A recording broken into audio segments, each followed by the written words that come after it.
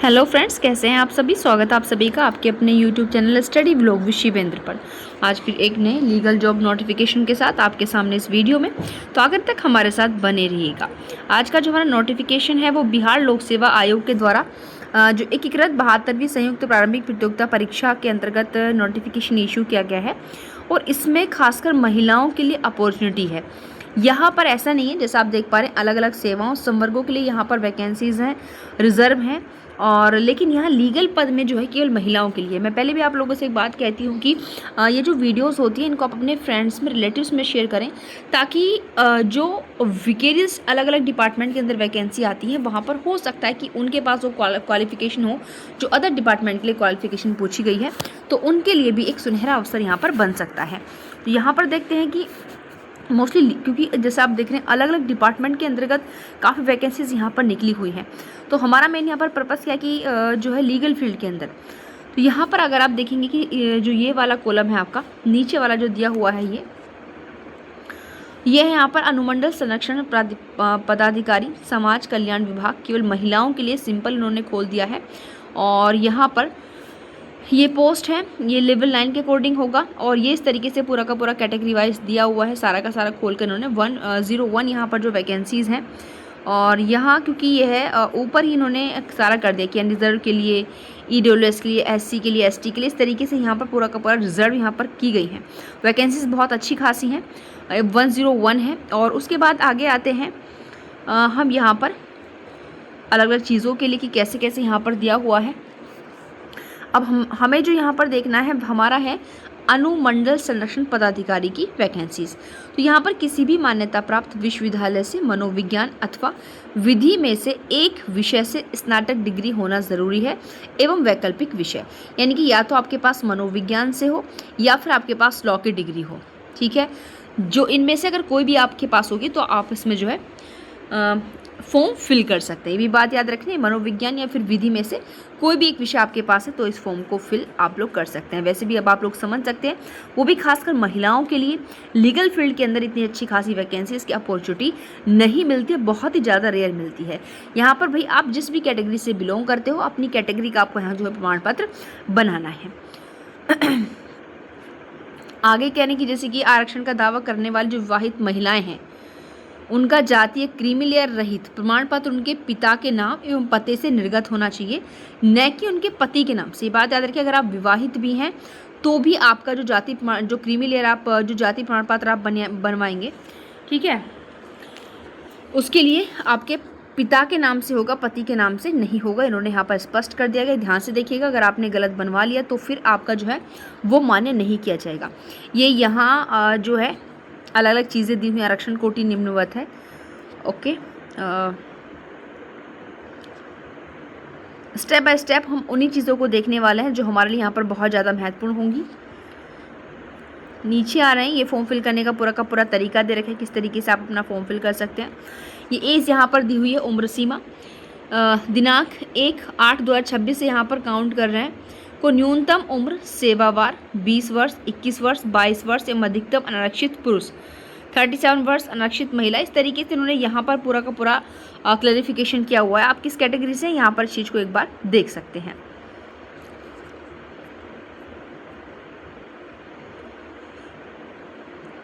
ये कह रहे हैं कि जो निर्धारित अधिकतम उम्र सीमा में छूट का दावा करने वाले कैंडिडेट हैं वो इंटरव्यू जब देंगे तो मूल प्रमाण पत्र प्रस्तुत करना अनिवार्य उनके लिए होगा। जो इस रिलैक्सेशन ले रहे हैं उनकी वहाँ पर बात की गई है। यहाँ पर देखिए शारीरिक क्षमता भी इन्होंने मांगी है, और लेकिन ये कि अलग अलग डिपार्टमेंट के अंतर्गत यहाँ पर वैकेंसीज हैं, इसलिए कि उम्मीदवार स्वस्थ हो, सुगठित शरीर वाला हो, सक्रिय हो, क्योंकि ये अलग अलग है, क्योंकि भी वहाँ जो हमने देखा वो मोस्टली महिलाओं के लिए था, क्योंकि यहाँ पर अलग अलग वैकेंसीज निकली हैं फील्ड के अंदर, तो इसीलिए।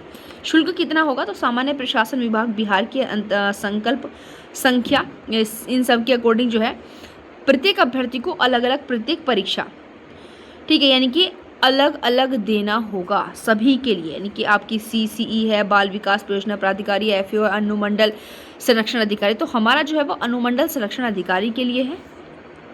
तो यहाँ पर के लिए परीक्षा शुल्क 100 रुपये दिया हुआ है। कितना है अभी? 100 रुपये है, ज़्यादा नहीं है।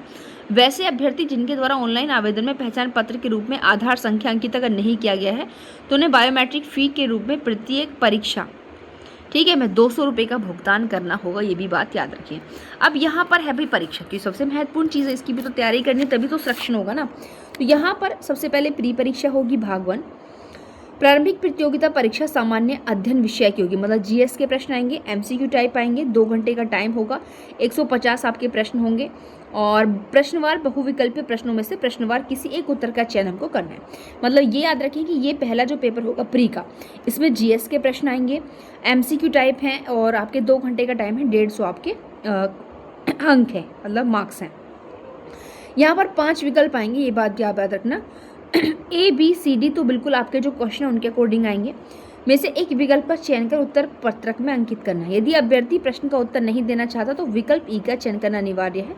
किसी भी स्थिति में प्रत्येक प्रश्न के लिए केवल एक उत्तर चुनना। यदि कोई अभ्यर्थी पांचों विकल्प में से किसी एक का भी चयन नहीं करता तो ऐसी प्रत्येक अनुत्तरित प्रश्न पर नकारात्मक अंकन 1/3 अंक की कटौती की जाएगी। भाई ये नया तरीका ढूंढ निकाला गया है। बिहार के हर एग्जाम में 5 ऑप्शन आएंगे, याद रखना A B C D E. अब तक हम लोग क्या करते हैं कि जब नेगेटिव मार्किंग होती है तो अगर हम लोगों को नहीं पता आंसर तो हम लोग उस क्वेश्चन को छोड़ देते हैं। लेकिन अब बिहार में क्या किया गया, बिहार आयोग ने कि एक नया ऑप्शन दे दिया है ई। अगर आप लोग को उस प्रश्न का उत्तर नहीं आ रहा तो आप जो है ई लगा दीजिए, ठीक है। और अगर आपने ये छोड़ दिया तो वहाँ पर भी आपका, अगर आपने इसको ब्लैंक खाली छोड़ दिया तो भी आपका 1/3 नंबर कटेगा, सिंपल बता रहे हैं, ठीक है। गलत के लिए भी 1/3 कटेगा और ई वाला चुनने के लिए भी 1/3 कटेगा। तो इसलिए भाई अगर आपको नहीं आ रहा तो सिंपल ई चुन लें। और प्रारंभिक परीक्षा महज जांच परीक्षा होती है, हम सभी लोग जानते हैं किसी भी एग्जाम के अंदर, लेकिन ये बेशक जांच परीक्षा होती हो जब तक ये पास नहीं होगी आप लोग आगे नहीं बढ़ सकते। ये भी भली भांति आप लोग समझते हैं। यहाँ पर कितने लिए जाएंगे, तो यहाँ पर जो लिए जाते हैं मेंस के लिए जो बच्चे सिलेक्ट होंगे वो जितनी वैकेंसी है उस फील्ड के अंदर उसके 10 गुना यहाँ पर किए जाएंगे, मुख्य परीक्षा के लिए अपॉइंट किए जाएंगे। और बाकी अब यहाँ पर देखिए सिलेबस है कि प्री परीक्षा में जो है सामान्य विज्ञान, राष्ट्रीय अंतर्राष्ट्रीय महत्व की समसामयिक घटनाएं, इनके करंट, भारत का इतिहास और बिहार के इतिहास की भी प्रमुख विशेषताएं, सामान्य भूगोल, बिहार का भी भौगोलिक प्रभाग, और यानी कि स्टेट और सेंटर दोनों की चीज़ें यहाँ पर आ रही हैं। यहाँ की महत्वपूर्ण नदियाँ इनकी बिहार की, और भारत की राज्य व्यवस्था और आर्थिक व्यवस्था, आज़ादी के पश्चात बिहार की अर्थव्यवस्था में जो परिवर्तन हुए, भारतीय राष्ट्रीय आंदोलन, बिहार का भी उसमें योगदान रहा है। यानी कि ये बात याद रखिए कि आपको अपने नेशनल और स्टेट दोनों लेवल के वही टॉपिक आपको बराबर अच्छे तरीके से पढ़ने होंगे। प्रारंभिक परीक्षा में उत्तीर्णता अनिवार्य होगी, बिल्कुल, तभी आप जो है मेंस के लिए क्वालिफाई हो सकते हैं, मेंस में आप बैठ सकते हैं। प्रारंभिक परीक्षा में सामान्य वर्ग के लिए 40% होना ज़रूरी है और अदर के लिए जो है जो अत्यंत पिछड़ा वर्ग है उसके लिए ये 36.5%, और आपके अनुसूचित जाति या जनजाति या महिलाएं हैं, निःशक्त व्यक्ति हैं, ठीक है, उन सब के लिए जो है यहाँ पर देखिए सामान्य वर्ग के लिए यहाँ पर 40% है और पिछड़ा वर्ग के लिए 36.5% है। अत्यंत पिछड़ा वर्ग के लिए जो है यहाँ पर 34% है और जो SC ST निःशक्त हैं या फिर डिसेबल पर्सन के लिए 32% यहाँ पर रखा गया है।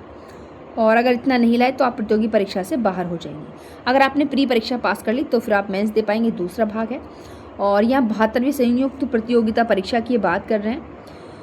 और बाल परियोजना, क्योंकि यहाँ पर अब ये है, क्योंकि वो तो देखिए सबके लिए इन्होंने कॉमन रखा हुआ है प्री वाला, लेकिन यहाँ पर अब अलग अलग है। अब यहाँ पर क्योंकि हमारा मेन फोकस क्या है, लॉ वाले मनोविज्ञान वाले रहेंगे, तो यहीं पर हम देखते हैं कि इनका मेंस में क्या रहेगा। अनुमंडल संरक्षण पदाधिकारी समाज कल्याण विभाग, सामान्य हिंदी आपकी 100 अंक को क्या, यानी कि 3 घंटे की रिटन लिखना है आपको। इस विषय में 30% लाभ, यानी कि कम से कम अंक प्राप्त करने जरूरी हैं, किंतु मेधा निर्धारण के प्रयोजनार्थ इसकी गणना नहीं की जाएगी। सामान्य अध्ययन प्रश्न अध्ययन प्रथम प्रश्न पत्र, मतलब जो दूसरा पेपर होगा, पहला हिंदी का होगा, दूसरा जीएस का होगा, उसमें 300 नंबर की आएगी भाई जीएस, 3 घंटे का टाइम है। और उसके बाद सामान्य अध्ययन का दूसरा पेपर होगा, वो भी आपका 3 घंटे का, क्योंकि रिटन है 3 घंटे का होगा, 300 नंबर का होगा। यानी कि ये आपके जीएस के 2 प्रश्न होंगे 300 के, और हिंदी का आपका 100 का होगा।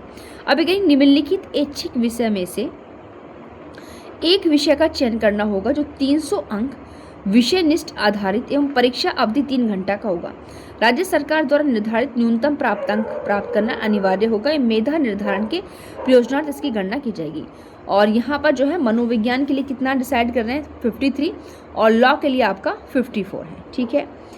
अब ये कि जब हम प्री में सफल हो जाते हैं तो मेंस के अलग से फॉर्म फिल करवाया जाता है, तो वो सभी लोग भाई जानते हैं इसके लिए। मोस्टली जो लोग पहले से परीक्षा की तैयारी करें उनको पता है, लेकिन जो फर्स्ट टाइम करें उनको बता दें कि जब आप प्री में क्वालिफाई हो जाते हो तो उसके बाद फिर से मेंस के लिए आपका टाइम पीरियड आता है। जैसे भी हाल अगर आप लोगों ने जो APO मेंस में क्वालिफाई हुए होंगे प्री में सॉरी, तो मेंस के लिए भी फॉर्म वहाँ पर जो है आपके आ चुके हैं। बाकी सब चीज़ें अलग अलग दी हुई हैं। उसके बाद जो आपका इंटरव्यू होगा वो आपका 120 नंबर का होगा, और यहाँ पर फाइनल सिलेक्शन जो होगा वो आपका होने वाला है मेंस और इंटरव्यू के अकॉर्डिंग होगा। ठीक है, आई होप ऑनलाइन आवेदन ये सबसे महत्वपूर्ण चीज़ है, याद रखिएगा इसमें, क्योंकि अगर ये टाइम निकल गया तो कोई फ़ायदा नहीं रहेगा। तो 7 मई से स्टार्ट हो चुके हैं फॉर्म फिल होने और 31 मई तक भरे जाएंगे। ज़्यादा वक्त नहीं दिया इन्होंने, तो भाई आप लोग टाइमली अपना फॉर्म फिल कर दें। और मैं यहाँ पर फिर से कहूँगी कि बिहार की महिलाओं के लिए बहुत गोल्डन अपॉर्चुनिटी है, यहाँ पर बहुत अच्छी खासी वैकेंसीज है, कोई अनुभव नहीं मांगा है।